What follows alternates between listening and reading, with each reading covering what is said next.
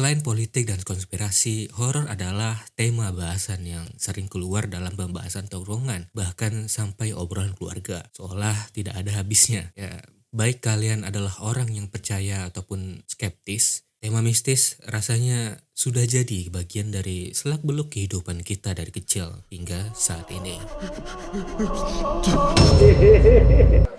Mungkin hal itu jugalah yang membuat film horor di tiap tahunnya semakin banyak bertebaran di bioskop. Ya, mau itu bagus atau enggak, yang penting cuan.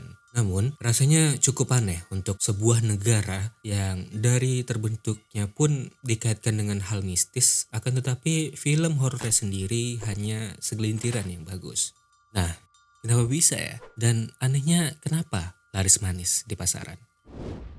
Saat kita menonton film horor, otak kita akan mengaktifkan mode survival dan tentunya hal ini akan meningkatkan adrenalin.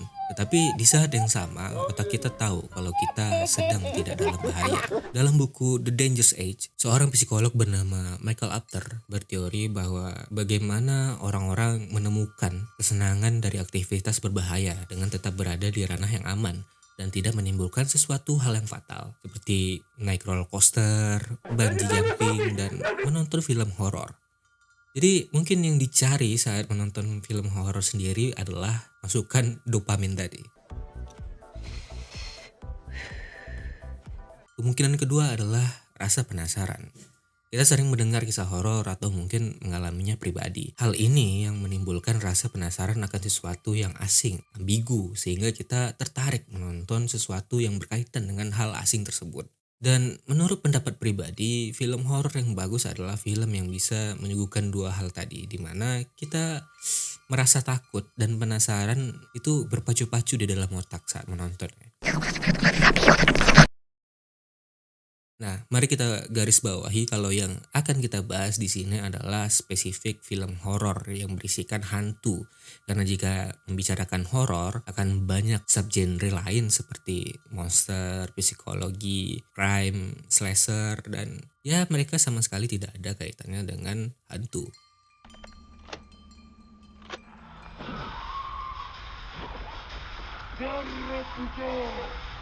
Dalam film horor, fokus utama film tentu terletak kepada sosok hantunya. Bagaimana mereka bisa ada, alasan mereka meneror para karakter, dan bagaimana cara mengalahkannya. Sayangnya ini adalah pendapat yang salah. Kebanyakan dari kita terlalu fokus dengan sang hantu itu sendiri, melewatkan isu yang sedang diangkat oleh film. Karena pemikiran ini, makanya ada sebagian orang yang enggan untuk menonton film hantu karena percaya dengan menonton hantu maka kita memberikan panggung untuk para bangsa jin, atau beranggapan kalau film horor sama sekali tidak ada isinya, jadi ya tidak penting. Kosong. Astagfirullahalazim. Formula film horor tadi sebenarnya tidak hanya ada di negara kita, tapi mungkin sebagian besar negara dan terutama Hollywood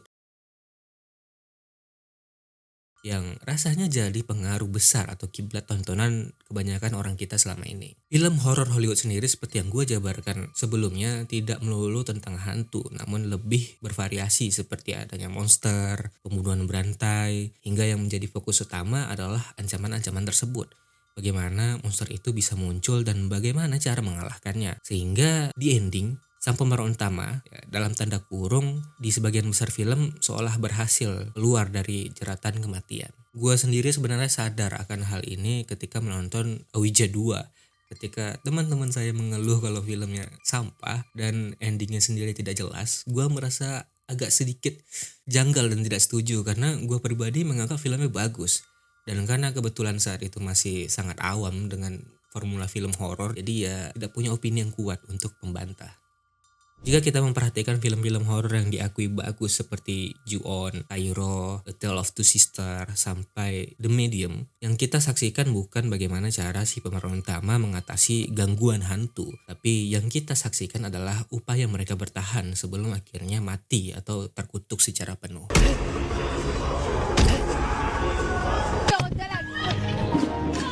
Dalam film Ju-on kita melihat tidak ada satupun yang bisa menghindari kutukan rumah angker tersebut. Melihat struggle mereka bertahan hingga akhirnya mati oleh kutukan yang bermanifestasi dalam wujud Kayako. Memperlihatkan bagaimana besarnya impact dari sebuah emosi negatif yang bahkan merugikan orang tanpa pandang bulu, menyebar bagai virus yang tak terhentikan. Dan hal tersebut membawa kita pada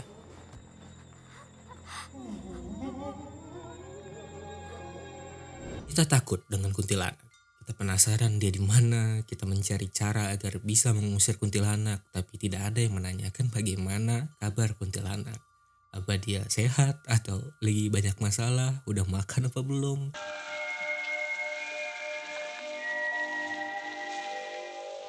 Cepetan, Mas. Sebagaimana tokoh terkenal pada umumnya, semua orang tahu kuntilanak. Tapi apakah ada yang kenal dengan kuntilanak? Arwah wanita penuh amarah ini merupakan perwujudan dari patriarki dan isolasi terhadap wanita di kehidupan kita yang fana ini. Bagaimana dia mati dengan tidak wajar di tangan para lelaki tak bertanggung jawab, kesedihan karena tidak pernah bisa melihat anaknya, dan menjadi no life tanpa keinginannya sendiri. Semua sifat kuntilanak jika kita perhatikan lebih cermat merupakan cerminan dari beberapa, kalau tidak semua wanita di Indonesia, entah kalau di luar negeri.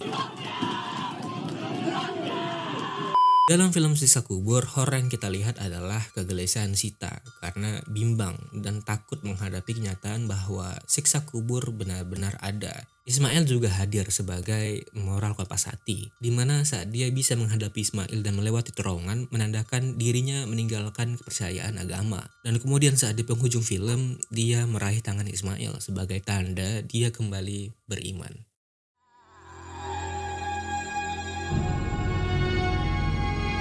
Ju-on yang hadir di era masa kejayaan film-film horor Jepang, film-film sekelas lainnya seperti Ringu, Keiro, Darkwater dieksekusi dengan baik, mulai dari pemunculan hantu, pergerakan plot, hingga atmosfer yang dijaga agar unsur-unsur horornya tetap terasa meski hantu sedang tidak ada di layar. Keiro adalah film yang membawakan tema teknophobia, membuat kita ngeri dengan suasana film yang begitu terisolasi. Seperti halnya isu teknologi yang semakin modern masyarakatnya, maka jarak antara satu individu dan yang lain itu juga semakin jauh. Segala hal yang mulai dari kematian tiba-tiba, orang-orang mulai bunuh diri, kemunculan sosok yang begitu janggal, hingga pada akhirnya kota menjadi senyap dan kosong, membuat film ini dari awal hingga akhir tidak begitu nyaman untuk disaksikan. Film-film ini juga bisa memberikan rasa takut tanpa harus memberikan jump scare yang berlebihan di setiap menit durasi. Sebaliknya, kemunculan hantu ditampilkan secara gamblang dengan kamera yang still, yang terus berfokus kepada si hantu sehingga membuat kita, penonton, merasa tidak bisa kabur dari jeratan mereka.